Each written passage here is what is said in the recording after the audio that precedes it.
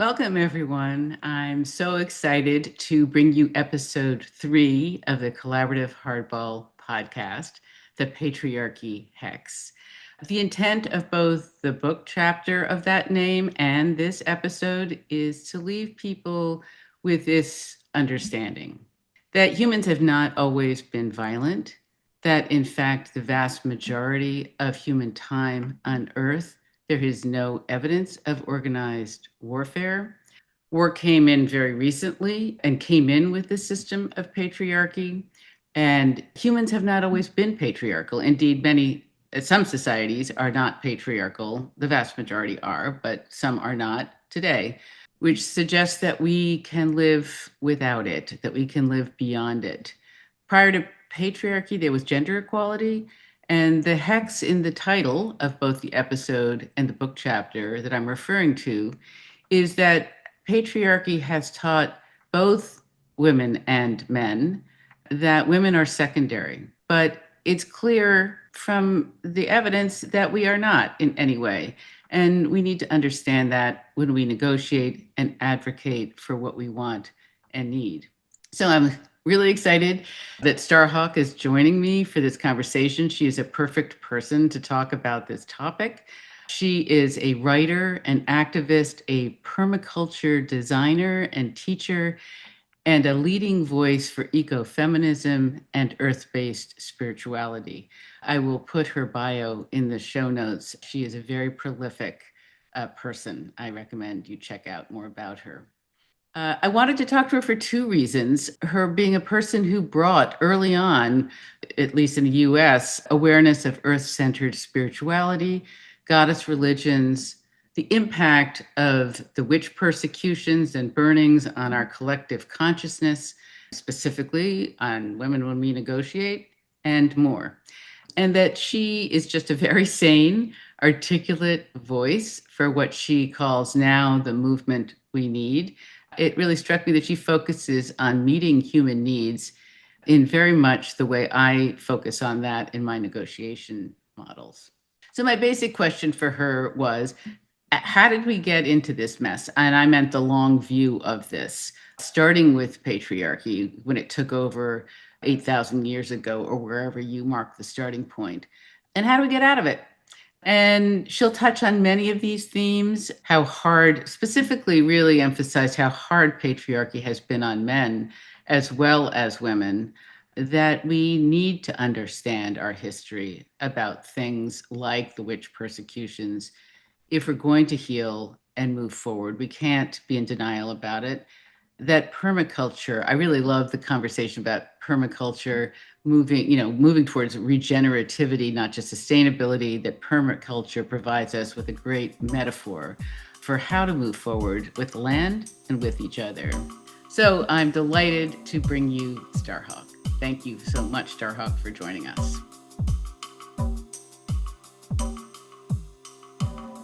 Yeah, well, thank you. I had basically two questions for you. How did we get into this mess? And how do we get out of it? One of the things that I definitely want you to speak to is how we got into the mess. When I think about all of it, I think in some ways it's we've arrived at sort of the obvious place, given, with Trump is such a manifestation of what I would consider the patriarchal world culture. But I think that not everybody realizes that we haven't always been like that we don't have to be like that maybe it's just a blip in terms of human life on Earth, because it kind of is, in terms of what I understand. You probably understand a lot of more than that. You've written so much about it. Yeah, that's what I was hoping to do, is just start with that, unless you wanted to do anything, and I might weave in some of my own understanding of where I'm sitting on this planet right now and how much, I don't know if you saw my note about the land that I'm sitting on and how much it embodies the whole story right here. Probably true for all of us, but not everybody maybe has those glacial erratics. I have these two amazing boulders on either side of me that are kind of cool. They're left over. I don't know if you know this, 15,000 years ago, New York State, what is now New York State, was under a mile high of ice. Wow. I know, it's incredible to think about. Yeah. And it wasn't until 12,000 years ago that human beings could live here. So, yeah. And then the story unfolds. Of course, the story unfolds Mhm. of sort of the story that I'll weave in, but I guess I wanted to give the space to Mhm. you to talk. You know, you're so incredibly prolific. You've done such amazing work over the years. And yeah, I guess that was my question for you is how did we get into this mess? And I was hoping you could speak about what I'm calling in my, the way this podcast series is I'm pulling on each chapter of the book. Uh, I'm asking a guest, inviting a guest to riff off of that chapter. And this chapter is I called the Patriarchy Hex. I mhm. felt like I couldn't write a book about negotiation and conflict resolution without Mm. actually talking about this context because it's so large. So I hoping to just start with what stands out to you. If you're able to look at, what stands out to you about that phrase and Uh, anything that you want to start with. Yeah, I'm impressed that you do negotiation because I feel like I'm really terrible at it. Like I'm good at it as far as conflict resolution and things like that. But I read Chris Voss's book on Never Split the Difference, and he has a whole chapter in there about how he negotiated his way into a good deal on his car. And last time I had to buy a car, I kept thinking about that, and I was like completely unable, right? Mm-hmm. Mm-hmm. So, Well, I definitely speak of negotiation in a much broader sense too. yeah. Not just about Hmm. business, not just about money. But at the end of the day, of course, all of that, building relationships is so key. But, I Yeah. think there has been a huge negotiation going on around gender for thousands of Hmm. years. Yeah, so I'm not going to argue about with you about whether you're bad at negotiation, but I know you're not bad at Uh, understanding about patriarchy and how it has shaped so much of uh, how the context in which negotiation happens in Western society anyway. all right. Well, I'm ready to dive in whenever you Yeah, are. yeah, you go for it. I will go back and forth like a seesaw with you to the, Uh-huh. but I'm really interested in hearing your voice. All right. Susan, you asked, how did we get into this mess? Which is a question I've been asking for many, many years. And it led me at different times into doing a lot of historical research. So, if we're talking about patriarchy, let's go back to its beginnings. And when do you place that? How many thousands of years ago would you mark that? Well, it's going to be a little bit different in every different place. Mm, And of course, there are many different kinds of patriarchies, and mm, there are places all over the world where patriarchy has erupted. But the kind of patriarchy that's plaguing us today, I think, really goes back to the origins of warfare. mm, And by warfare, I mean organized warfare for conquest and plunder, not just tribal warfare for going out and counting coup on the neighbors or stealing a few cows or something. Where I've looked at it most deeply is in ancient Mesopotamia, mm, because I see that as so deeply intertwined in the roots of what we call Western culture and also in my own roots, which are Jewish, going back at least theoretically to the Middle East hundreds and maybe thousands of years ago. mm, And in Mesopotamia, you can really trace the rise of patriarchy through the myths, because that's also where we have some of the earliest writing, and particularly the earliest writing that's more than just temple accounts, but also stories and myths and lore. So, Mesopotamia, like most of Europe, originally was hunter gatherers and then was small villages that began to do agriculture. And that area is one of the earliest beginnings of agriculture in Middle East and Asia, Western Asia, mm, with herding and with also with the cultivation of grain.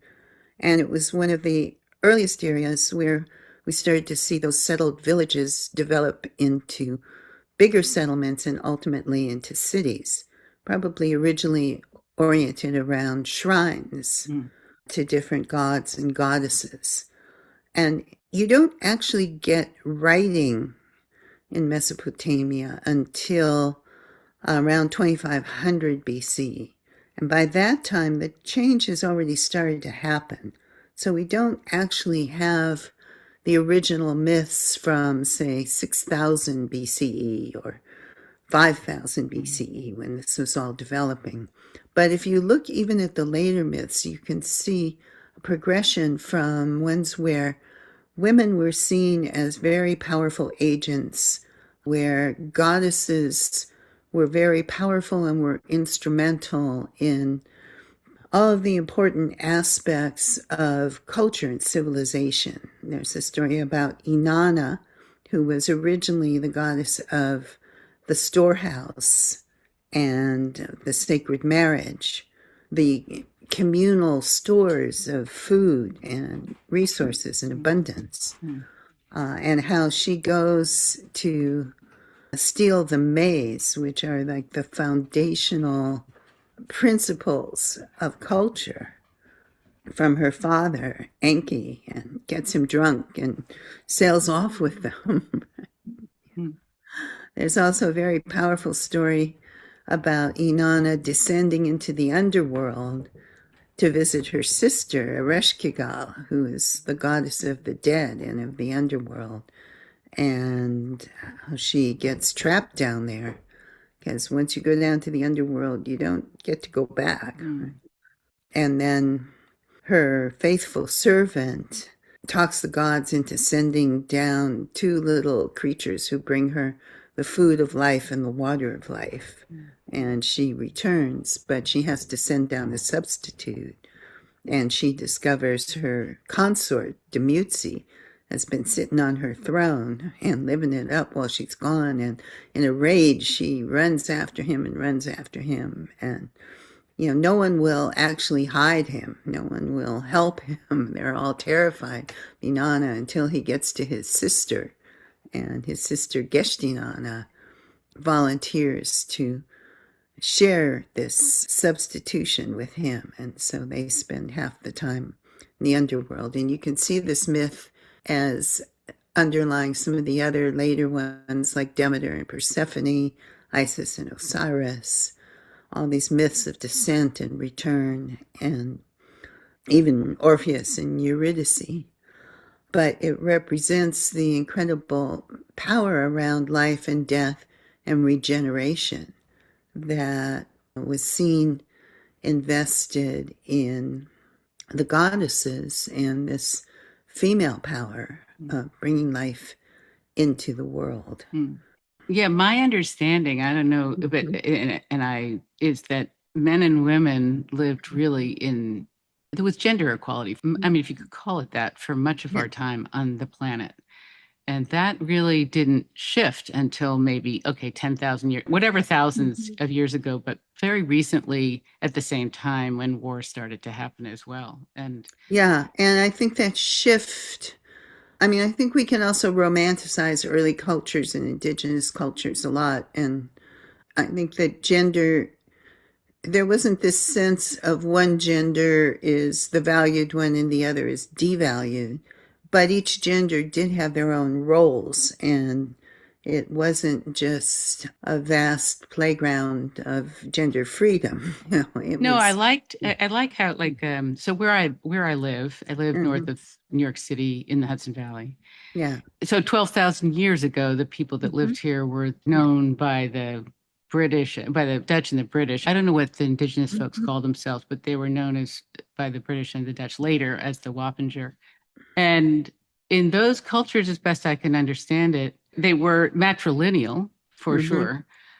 They weren't matriarchal and they weren't patriarchal. They were matrilineal. And I kind of think, oh, it's so interesting because, of course, I'm a descendant of I have Dutch ancestry and British ancestry. So when colonists came Mhm. 500 years later, 400 years later, whatever it was, I think women, the colonial women, had way less power Yeah. than the indigenous women. I think they would send out to the colonists, they would send out their representative to speak to the colonists. They would always send out a man because they weren't going to send out their most prized, Uh, you know. yeah. And then the colonists made that understanding that, oh, then that person must be the most important person, you know. But it's interesting how the colonists brought patriarchy with them to this country. I don't think it really existed in the way that we certainly know it Mm. now. So, yeah, if we go back to Mesopotamia, later Inanna becomes the goddess of love and war. Mm, And warfare becomes more endemic. Again, it's not just tribal warfare, it began to be wars of conquest. You know, you can look at the history of Mesopotamia and go, all right, these people, they built this city, they invented all this amazing stuff, architecture, pottery, art, built this incredible thing, and then they went to war with another city and everything got burned down. And then mm, they built up another thing mm, and beautiful culture, hanging gardens, gorgeous buildings, huge temples. And then they went to war with another city and mm. everything destroyed. And over and over again, you had all these different city states there that shared some common language and shared some common culture. But you get a very ambitious king, and they go out and they start conquering the neighbors. And the thing about Mesopotamia is if you had conquered people, if you had slaves that were your war captives, you could actually put them to use because the more irrigation canals you could create and build there, the more land you could irrigate and the more you could grow and the more you could expand your wealth and your resources. And so there was an incentive to go out and conquer and make use of other peoples. Mm. In most indigenous tribes, there's often warfare, but you can't really do that much, right, with people. You've got to feed them. And, if you want to keep them alive, and there isn't that much that they can really do for you. But in Mesopotamia, there was. Hmm. And so as warfare becomes more endemic, I think So it you became see profitable. There was really an incentive where there exactly. hadn't been an Yeah. incentive before, as far as you understand it. But if you're thinking about that kind of organized warfare, what it meant was you had to have a few people in charge who had the use of lots and lots of other people, other men, who were essentially expendable. Because that kind of warfare depended on a bunch of guys all in a line with their spears and their shields, marching up to another bunch of guys all in the line. And what was important was that nobody gave in to that natural human instinct when you're facing a bunch of guys with spears to turn and run. Yeah, really. That you stood there and you held that line. So you needed a psychological incentive as well as, the incentive of money and power and whatever. And the truth is, if you were a soldier in that line, you weren't ever going to get very much power. You were always going to be among the expendable ones. You were not going to get to be a great hero who was, talked about in myths. So what was the So psychological incentive? patriarchy. The But incentive was yeah. that before that, women were very much seen as in charge of their own sexuality, as having agency around sexuality. But warfare involved the incentive of rape. So what you got to do if you won that war is you got to take the women and rape them or keep them as captives. It also then had to involve the fear, this differentiation between men and women, so that the most terrible thing you could be would be weak like a woman. Yeah, And that this is sort of combination, sounding like our modern day definition of masculinity, which is Well, basically this is don't be a Pete pussy. Hegseth, right? It's like it hasn't changed Yeah, in like 5,000, 7,000 years. It's the same stuff. Like, don't be weak. And what does weak mean? Weak means being like a woman, yeah. which is ironic because really, if you think about women and men, women in so many ways are actually much stronger. And But, why do you say that? well, think of the strength it takes to give birth, or the strength that it takes, even if you don't physically give birth, just to wake up every day and take care of a kid and soothe a crying baby, Hmm. grow food. All of the women who get left with the kids and are single moms and have to make a living and do all of the childcare and It makes we, me think of also, I don't know if one of the things I wrote about in my book was I was yeah. quoting Rabia Roberts, who did a lot of research on her story, but she was talking about the whole myth of Adam and Eve and how Mm-hmm. it's kind of backwards because, Yeah. yeah, because mammals started with cloning, which was XX, and maybe the XY came in later on as a possibly even a mutation. And so maybe you could, I mean, I don't know, if this is biologically sound, but you could see us as a very sort of the basic, the XX model as the first model anyway, and maybe contributing to our strength. I don't know, but I did just saw something right before we got on that I thought was so Mm-hmm. interesting, which is that they have discovered that menstrual blood has all these stem cells in it, and why not, Oh, yeah. and that they're thinking, oh my god, this resource of stem cells, we've been looking everywhere, but there it is, and all this menstrual blood that people consider Wow. disgusting, and like Mm-hmm. anyway, so Yeah. yeah. So anyway, yeah, you got to sort of mentally condition men to be willing to be speared rather than show natural fear or weakness, Yeah, run away. And for most men, you know, while patriarchy benefits men over women, it actually always benefits a few men over all other men. So right, I right, think, we're looking at patriarchy wrong. I actually wrote one of my substacks was like, man, patriarchy is a plot to kill you yeah, because it is. It's about yeah, conditioning you to be willing to be killed or to kill other men rather than actually feeling your feelings and identifying that strength is not just about aggression and the ability to cause harm to someone, but it's about multiple things like caring and nurturing and growing food and building houses and doing all those things that actually make life better for people. And you can see this so clearly today.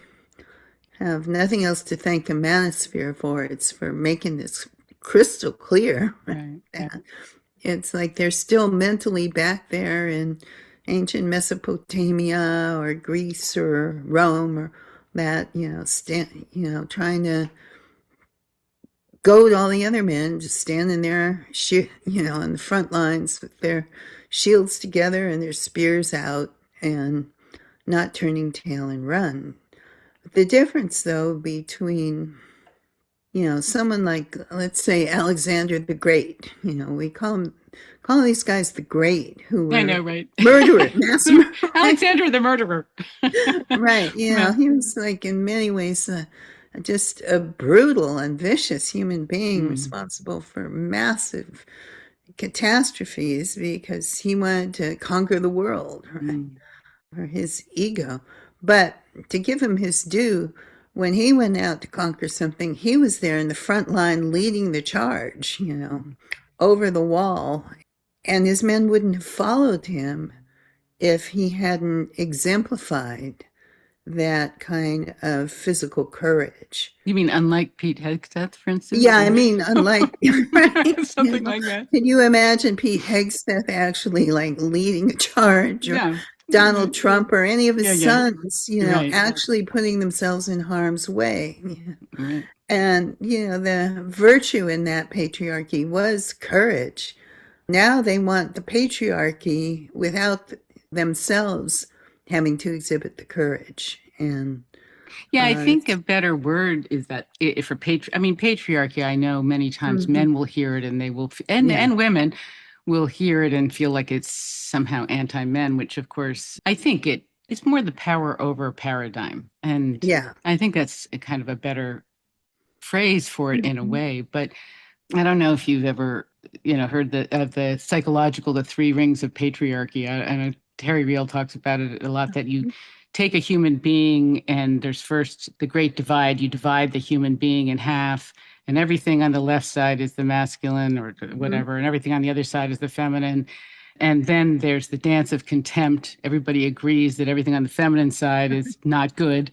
And then there's the core collusion. Everybody, all the people on the feminine side are making sure they're supporting yeah, the masculine side. And so when I think about it, I think like the thing that so sucks for men is that, and I have beautiful son who I've learned so much from mhm, about this, but is how they're cut in, like both yeah, men and women are cut in half. Like they're not supposed to be these whole beings that, of course, have all these different characteristics, yeah, but hopefully neither side has to embrace this power over paradigm, which has been so destructive. yeah. And And the particular form of it, which we call patriarchy, again, we think of it as benefiting men, and it does in some ways, but it's actually devastating to men mhm, as well as to women mm. because, again, at its root, it is a way to get men killed. Yeah. Yeah, I mean, And I then, think about 5-year-old little boys. They are so sweet, and by the yeah, age of 5, they're already being told not to be a pussy. They're already yeah. being told that they can't have their blankie, that they, Mhm. they have to toughen up and yeah. Yeah. And, I know so many men who are, especially younger men, who are wonderful fathers Mm, and nurturers mm, and just get so much pleasure and delight out of their children and are so mm, bonded. mm-hmm, And, when I was growing up in the 50s, men didn't do that a lot. mm, They may have loved their kids, but they didn't really spend a lot of hands-on time child rearing and mm. playing with their kids. Yeah, I remember this scene where my father died of lung cancer when he was 57. Uh-huh. And so he was really pretty sick. And well, he was standing in the doorway of the kitchen, and he had two grandchildren that had just been born. And and my sister put her son on his lap. I guess he came and he sat down. My sister put Uh, her little infant son on his lap, and I was watching him, and he was so clearly, my father was a Wall Street dude, uh-huh. he didn't get to do any of this. I could see it. He was so enjoying this moment with this infant. Yeah. But my mother, who was kind of I mean, she had wonderful qualities, but she was also Mhm. your stay-at-home mom. She suddenly came in from the left side and came in and swooped the kid away from him. Like, no, no, no, that's not your job, or something Yeah. like that. And he was like, oh, and I thought, yeah, the way that men were not allowed to participate, Yeah. really. And the roles were divided. The roles were so Yeah. divided. And we've done a lot in the feminist movement about identifying how destructive that is to women and how constricted women's lives were and limited in opportunities, Mm, which is, of course, vitally important and has changed quite a bit. mm. But I think in terms of the second part of your question, how do we get out of this? Well, one thing Starts with, I sorry to interrupt you, but when I say how do we get out of it, I yeah, mean, I guess my basic feeling is that patriarchy is, even though I don't want to say it in an anti-male way, it is the fundamental problem. Is that power over paradigm to me is the fundamental problem. And I guess I wanted to ask you if you agree yeah. with that in turn before you talk about how we get out of it. Yeah, I do. I think patriarchy is one key aspect of it. I also think racism and other forms of othering also are part of that We tend to think of them as separate issues, but I think they're actually all related to that same paradigm. I do too. I do too. Yeah. I think in some ways that power over paradigm that people, humans Mhm. learn in their homes so early on, Yeah. then translates to racism and obviously sexism and Mhm. all the othering that goes on, but certainly to racism, like that some humans are better than other humans. And Yeah. And that, again, you can look at how that is related to warfare and conquest, because, of course, if you're going to override that natural human empathy and ability to care about other people, one of the easiest ways to do it is to redefine them as not people, hmm not of value. Right? hmm They're not us. They're the city state over there, right? So, right, they're animals. right.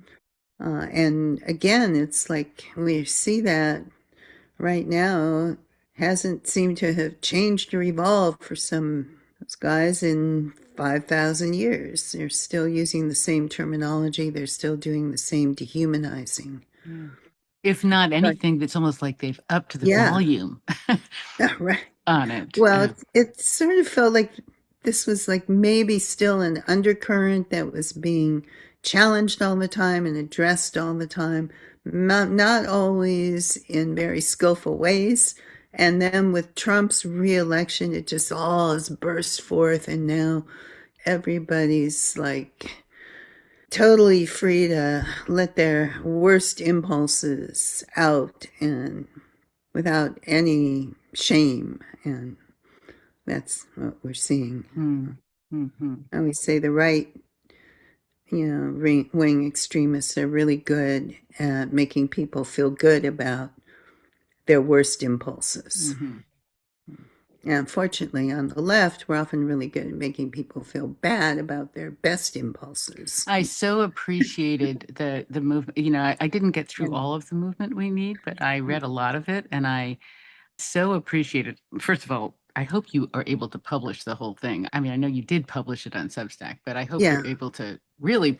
Maybe I'm putting Substack down to say really No. publish it, but really publish it. But I really appreciated how well you talked about being welcoming, Yeah. being welcoming to a diverse range of views without, well, I don't know, you speak to it because again, Well, that the movement we need, it is this book I wrote chapter by chapter on Substack. And I was looking at some of our core human needs because I was thinking about that question, sort of how do we get into this mess? Maybe not in quite such a long historical framework, but how did we get into it so recently? What is the appeal of this, horrible right wing ideology and MAGA stuff? And I think the appeal is that it actually meets some core human needs in ways that the left often does not. The need for safety, the need for belonging, the need to be valued, seen, the need for a sense of power and agency, and the need for purpose and meaning. Now, of course, it meets those all in often really damaging and limited and destructive ways. But I think the left sometimes in our efforts to create safety in our groups will come out with like safe space agreements that are so punitive that everybody some of the ones you quoted, I was like, oh my God, yeah, right. you'd be scared to breathe, And anyone who says anything racist or sexist or homophobic or whatever, will be, we will believe the victims and you will be Mm, ejected from the group. right. And you're kind of reading that going like, oh my God, I know I'm going to say something wrong. Right. Mm. Well, what I really liked about it was so when Yeah. in my model, I mean, I think that Mhm. part of the feminine or bringing Yeah. more of the feminine into conflict resolution and negotiation is being good at speaking the language of needs. Yeah. Because when you are able to do that, you just being able to articulate that, you put into motion their fulfillment when people really understand what they are. And they all kind of work together. I mean, to really feel safe emotionally in a group, you need to feel like other people have your back Mm, and that there's room for you to make a mistake because we're all human and we all do make mistakes. right. And you can't live with this walking on eggshells feel that you're going to say the wrong thing because possibly the terminology changed last week and nobody informed you of it, and Mm, then everything you've ever done before in your life is going to be devalued or mm-hmm, invalidated, mm-hmm, and people are feeling like that. mm-hmm. I think it's actually better now in some ways, because people are organizing now that Trump got back in, and they are doing real things and standing up there and confronting ICE and organizing to support their immigrant neighbors and going out on marches. And once people are actually doing stuff, then you don't have as much time to sit there online like policing everybody else. And I so have we, this, maybe this is yeah. Pollyanna, but I have this feeling like maybe what Trump has done for us, and I'll say us, the United Mhm. States of America. I mean, the world is obviously engaged in this as well, but is woken. It was so anti-woke, but he's woken so many people up, Yeah. to that this is not okay, and yeah, which feels exciting. Maybe I'd like to think that we're Yeah. going to evolve from this. That I mean, maybe I'm always looking for the sunshine, but that's my hope. Well, I am, in the long run, optimistic in spite of the terrible things that are happening and the huge losses and the Mm, immense damage. But, people will often compare this time to the 1930s in Nazi Germany. And I'll always say, yes, but there's one big difference that, when the SS was going around beating up Jews in the streets in Nazi Germany, the neighbors were cheering them on mm-hmm, and turning mm-hmm, them in. right. And That's a what's big happening difference. now, yeah, there's a big difference Big now. And difference. it's been very inspiring to see what people have done in Mm-hmm. Minneapolis and Portland and LA and all over Mm. in standing up to this. And hopefully we can build on that into creating like both movements and also strategies and ideas of not just how we get rid of Trump and the MAGA movement, but what we actually want to do and accomplish and achieve Mm. once that's done. Mm. Yeah, So, as my work has been about, I mean, it's been organizational yeah, mediation in a way. I've been an organizational intervener, but uh-huh. there's nothing like a compelling vision for the future. Yeah, Nothing. But of course, the problem with that is that Project 2025, I suppose, was a compelling vision for the future as well. It's kind of like, okay, watch out for what your compelling vision of the future is. right. Well, what we can learn from that was that they had their own compelling vision of the future, but they also had a plan for how they were going to get there, a Right, detailed right. and strategic plan. And sometimes we don't have that vision of the future. We just have, the vision of what we don't want in the future. But even when we do have that, I think we've got to also work on developing a strategy, a plan for how we get there and what we do with that power once we have it. And that's what I've been writing about most recently. Yeah, which is so Oh, useful. So yeah, useful. Yeah, I mean, Kurt Lewin, who is like one of the grandfathers of social psychology, yeah, it's like everyone understands authority, but democracy is a learned behavior. yeah, And yeah. I do think, that's the problem is like the oligarchy or whatever, that it's much easier to, if you have Uh-huh. tons of money, to like orchestrate what you want to orchestrate, but to try and Hmm. coordinate all of us, all the Hmm. voices, the diversity of voices, I mean, I don't know if your strategy is speaking to that. How do you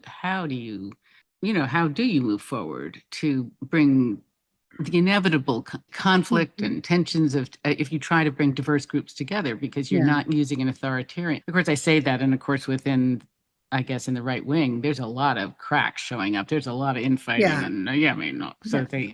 but One thing we have to do is clearly identify our values, and diversity has to be one of them. And diversity actually in ecosystems, I mean, a lot of my work, aside from my writing, is teaching permaculture and right.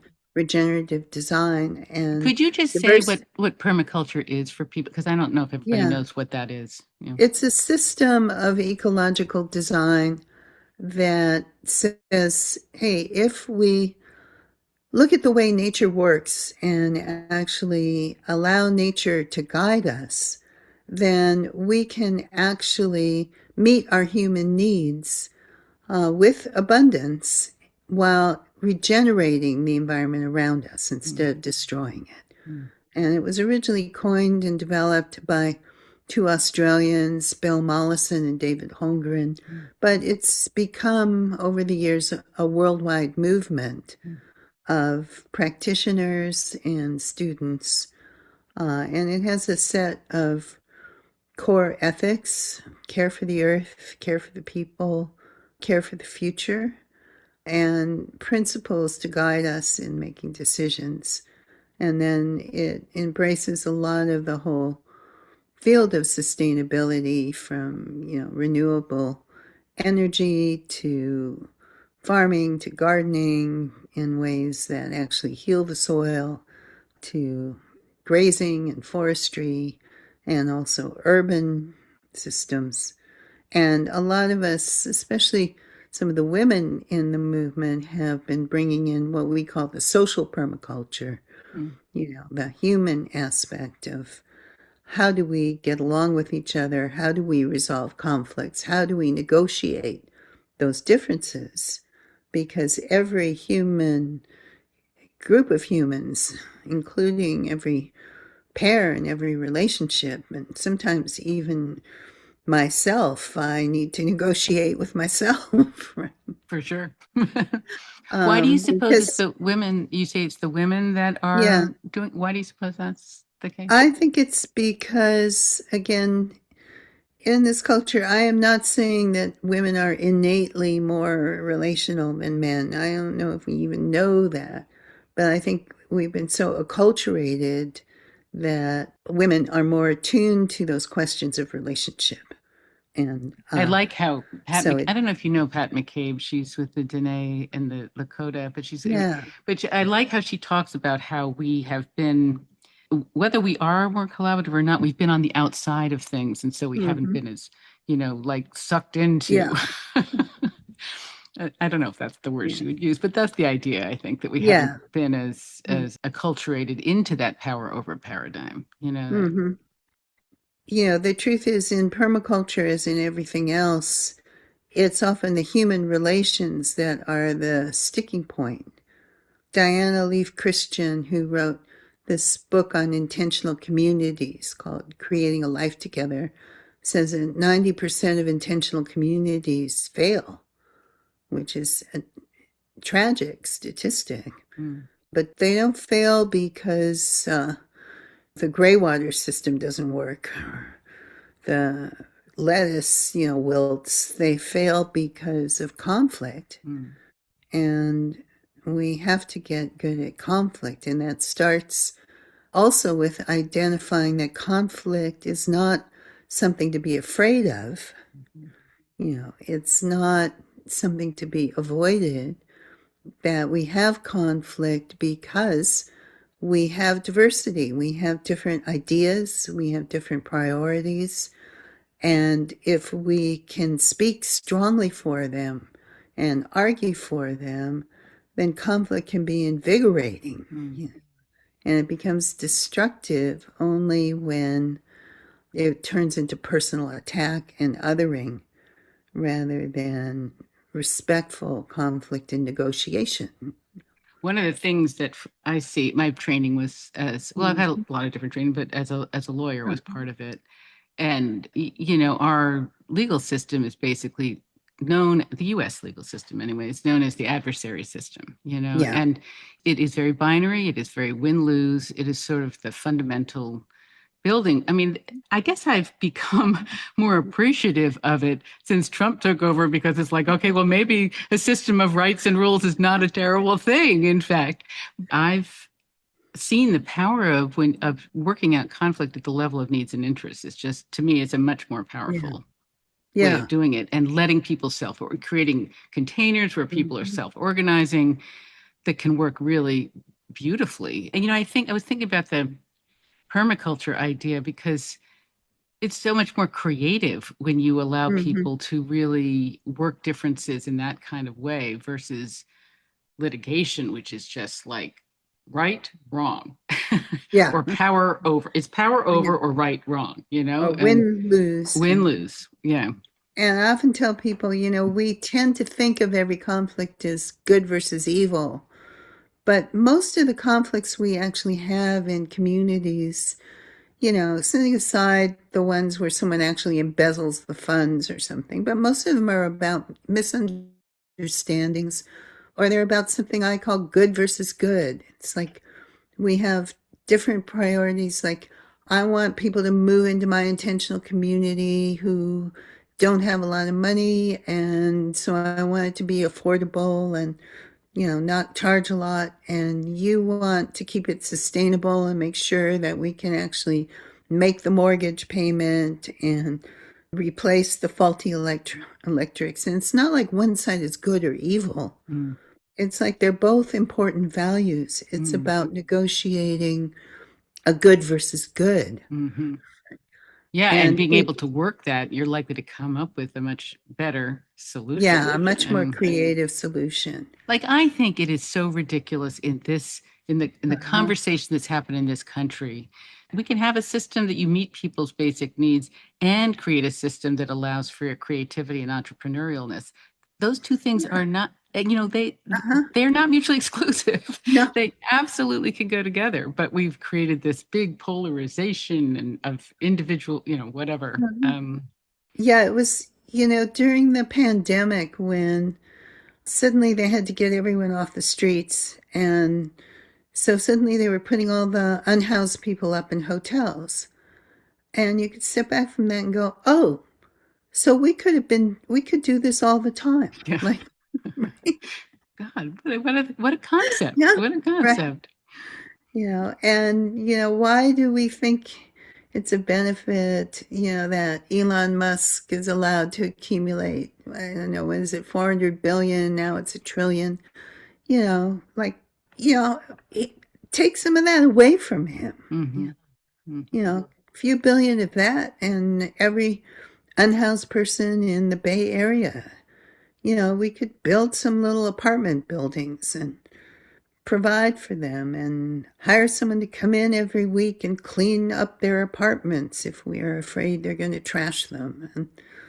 And then, I mean, there have been many, many places where they found that housing first, just giving people housing and then working on the addiction or the other mental health issues that some of the unhoused have, is the most effective way. Like, if we can be spending $1 billion a day bombing people in Iran for completely obscure reasons, right, that nobody understands, imagine what we could do if we shifted again. It goes back to that idea that somehow strength is always how many people you can kill and how many missiles you can blow up, and not how much can we actually care for people and how can we provide for the real needs of humans and also of all the natural systems around us. Mm-hmm. Well, that evolving away from that power over paradigm, which I think Yeah, fundamentally makes it seem somehow like it's a handout if you take care of people, right. Yeah. which Mhm. and not to mention that I don't know if we're going to survive if we don't get beyond it. Yeah. I think there's a real, I mean, not to be alarmist, but to go back to the origins, I don't know if many people really understand that war is not inevitable. It was not part of our for most of our life on Earth. I mean, I'm not an anthropologist, but I'm citing Yeah. the anthropologist. But and of course, there was a lot of lot of time in there, and a lot Yeah. of room to move around, but there's no evidence of war. There is no evidence of war for up until very, very recently in human history, which says to me that we can move beyond it. And I also would say that it seems very connected to patriarchy. I mean, I think it's interesting how the definition of the masculine, oh, now I'm going to get this wrong, but anyway, it's basically Yeah. a warrior, which is not necessarily, it's not an accurate definition. So, No. yeah, Yeah. yeah. And yeah, it's kind of staggering to me that we know all this stuff. We know climate change is a huge and pressing issue, and yet we're still allowing powerful people to act as if it didn't exist. Right. I mean, you think about them building all the data centers that are, suddenly using massive, massive, massive amounts of energy. And it's like, these are not dumb guys Mm-hmm. who are doing this. They know that we've got to get off fossil fuels and do something different. And they're just ignoring it because they Although, can.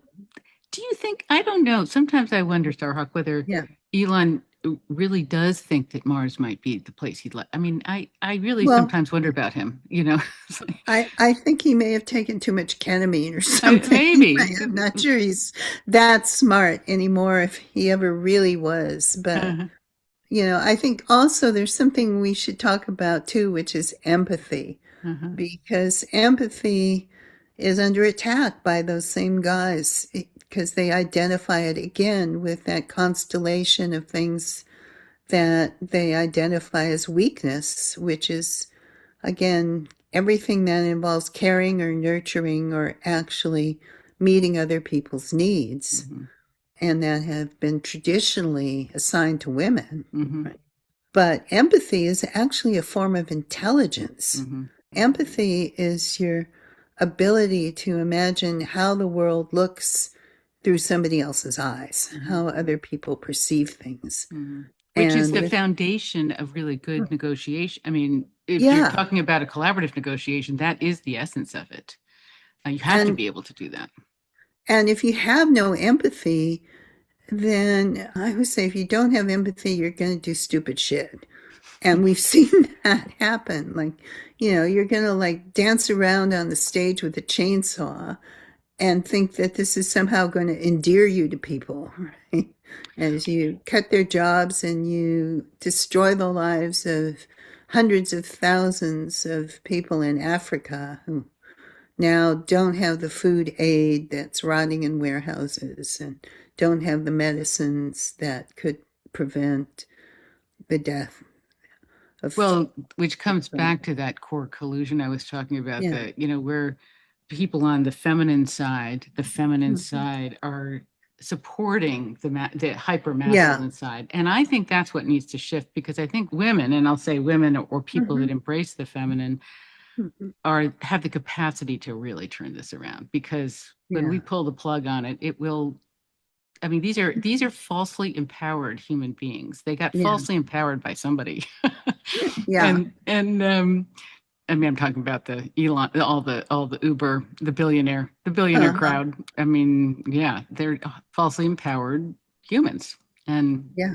we got to And pull they're the not plug. happy No, humans. that's the other thing. They're not happy, as far as we can tell. I mean, so I don't want to take too much of your time. I guess in summary, I want people, when they negotiate, particularly women when they negotiate, to understand how much we are not secondary in any way. And when Yeah. you know that, because I think there is and then to also understand some of the violence of patriarchy, because Mhm. I think it has affected over the millennia, it has affected women in negotiation. Like, people joke about the burned at the stake, Yeah. the burned at the stake gene, like, I can't ask Mhm. for that because I might get, Uh-huh. burned at the stake, which, I mean, I say Well, that tongue in cheek, but I think it really there's been a fear, because patriarchy is very violent, and it is very violent in terms of keeping people in check. And I wonder how it's been for you, being somebody who By the way, where'd you get the name Starhawk? Is that a long story or a short story? It came from a dream I had about a hawk who turned into a wise old woman. And when I became a witch, it was kind of traditional to take on a magical name. So I took Uh-huh. it on. And then when I wrote my first book, The Spiral Dance, my editor was like, I don't know, should I publish it under my original name or publish it as Starhawk? And she said, oh, you should go Starhawk. It's such a great name. So Yeah. I did, and it stuck, right? Yeah. Yeah, it's a cool name. And how Yeah. has it been for you to be Uh, living in, if you go along with the description of a patriarchal world culture, yeah. to be claiming the identity of witch in the middle of that culture? Well, that was in part a very conscious choice because of the witch persecutions, which is Hmm. also something I've looked at a lot historically. The way that they were used to both destroy women's agency around childbirth and midwifery and herbal medicine and healing, the way they were also used to sort of sever the solidarity of the peasant class Hmm. and the traditional ties to the land at a time when the land was being enclosed and was being turned into a commodity around the 16th and 17th centuries. And the way that they were used to sort of wall off certain areas of knowledge and say, well, this is legitimate and these other areas are not legitimate. I wrote about it in a book called Dreaming the Dark back in the 80s, and I talked about it so much I got thoroughly sick of it. And then, like in 2016, I went to Standing Rock when there was the big mobilization there. I went to a meditation, and in the meditation, it was like I heard this voice saying, white people need to know about the witch persecutions or they can't heal. And the next morning, I went to a sweat that was being poured by this wonderful indigenous singer and songwriter named Lila June Johnson. And she was wearing a t shirt that said Boudica. Boudica was the Celtic warrior, actually, who almost threw the Romans out of Britain after they raped her daughters and I think burned London. And she started talking about recovering sort of the Swedish side of her heritage and about the witch persecutions. And I thought, oh, okay, I have to talk about this again. But I think they have left for women sort of a deep, almost generational scar on our psyches about the fear of speaking up and being a powerful and uppity woman. So taking on the name of witch was really around reclaiming that and reclaiming these traditions of spirituality that are rooted in the earth being sacred, not some external heaven you have to achieve. And a lot of my journey started with the research and the recovering of the old goddess traditions and the question, was there ever anything other than patriarchy? And of course there was. You know. And again, as you've said, patriarchy really, if you think of human history going back 100,000 years, if we're just looking at Homo sapiens, and a couple million years if we're looking at hominids in general. And now I think they've just found somewhere in England where there's evidence that humans made fire 800,000 years Oh, ago. wow. And, Wow. you know, used fire for a couple million years. You know, it's a long history. And if you look at the caves in France or Spain with all those incredible paintings that are 25,000 years old, and think about, oh, they were painting there, some of them for 10,000 years or 15,000 years. That's as long as all of human history since then. Right. Right. Patriarchy seems more like a blip. Yeah, a modern invention that Yeah. is really about profit and maybe we have run it out of, because Uh-huh. the earth, maybe Mother Earth is telling us time to cut it out, time to cut out the extraction principle and the domination and extraction principle. So yeah, how we get out of it, we clarify our values Mm, around valuing diversity, valuing empathy, valuing the life support systems of the earth. mm, I always tell people what's sacred, it's not like something you bow down to. It's what you consider more important than your personal profit or mhm, even sometimes your personal safety. mm, What you'll take a stand for, take a mm. risk for. I will And quote Pat McCabe again. I like how she yeah, says, we need to put all life at the center, and if we do not, mhm. we need to begin again. Yeah, Something like yeah. that, which, And then we develop a plan to get there. hmm, hmm, And that means a plan that allows us to develop relationships and organizations that are welcoming, that meet those human needs in positive ways, create ways of belonging that don't require identifying some other group and saying, oh, they don't belong. We're the hmm, ones that belong, hmm, but create rituals and ways that people affirm that belonging, hmm, ways that we see and value each one of us, hmm, and that we clarify our vision of what the world means, what we're here for. hmm, hmm, There's a wonderful Australian Aboriginal writer named Tyson Yunkaporta. He writes a lot about humans as a custodial species. hmm, Why are we here? Well, we're here to look after the world and look after the earth and look hmm, after the land and look hmm, after each other. hmm. And Yeah, in the woods behind me, I found one chestnut tree. And uh, of course, the chestnuts, I think, spanned all of Turtle Island, all of the North American continent, I think, and we're so nurtured and for food but yeah, I mean, human beings can do so much to yeah. nurture life, to bring life, to make it really abundant. And Well, the chestnuts, the American chestnut was all up and down the East Coast and the was it Appalachians. just the East Coast and not, I don't, I It actually, wasn't the whole it continent, wasn't. Okay. Okay. but it was a core food tree for animals, for plants, Right. for birds, for humans. And then I think it was the late 1800s, early 1900s, the chestnut blight came in Right.